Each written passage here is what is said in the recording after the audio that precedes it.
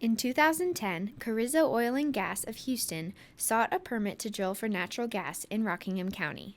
But the company met so much opposition from Shenandoah Valley residents that it abandoned the project. The locality never approved the permit. Carrizo still has the leases, but it's no longer looking to drill.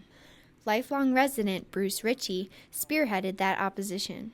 So we went out to this meeting in Rockingham County, and this oil or gas man from Carrizo, he came there and he had his Texas boots on, and he was talking about how we're gonna celebrate and have a big Texas barbecue and everybody's invited.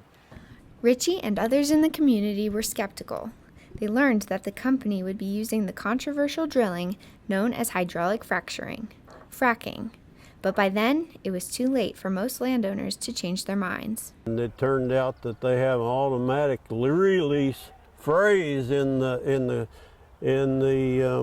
lease, and they just automatically released it for another 5 years. I didn't realize that statement was in the lease.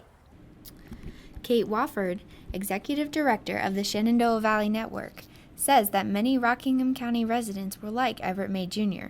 They leased their land without fully understanding the contract. When they found out what fracking was and the impacts of fracking and what it could do to their farms and their property, many landowners wish they had never signed the leases in the first place, and they hoped for a way out of those leases. I wanted to send the lease money check back. I called the company. I said, you can have the lease money, I'll end the lease. They said, no, the check's yours and we own the lease. Residents also worried about how the gas industry would compete with the area's agriculture industry and risk contaminating water sources. Used fracking water, called slick water, contains chemicals and byproducts picked up when the water goes through the shale. Washington and Lee University geology professor Paul Lowe says water contamination is one of the big problems people have with fracking. There are some obvious concerns with groundwater contamination. The obvious ones here being that, number one, this is toxic material. It's mostly water and sand, but you certainly would not want to drink it, and you would not want it in your drinking water supply. Rockingham County is agriculture based, and you know that has driven the whole idea that we're so used to getting pure water coming out of the national forests. Lowe says so far there haven't been any proven cases of water contamination.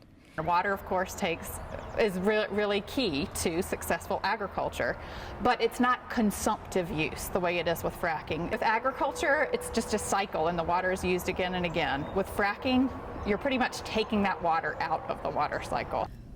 The oil and gas industry could bring jobs to the area, but those positions wouldn't necessarily be filled by locals. Ritchie says County Supervisor Pablo Cuevas led a trip to rural Wetzel County, West Virginia, to see the effects up there. And he was smart enough to go around and start talking to workers there on the site and saying, "Are you from Wetzel County?" And they were all saying, "No, I'm from Texas," or "I'm from, somewhere else." And they were not West Virginia people, so he thought, well, there goes all those wonderful jobs for Rockingham County people. Carrizo spokesman Richard Hunter says the company has mineral rights on about 7,000 acres in Virginia. But he says the Marcellus Shale underlying Virginia is thinner than in other states. That could keep Rockingham County from ever being profitable for his company.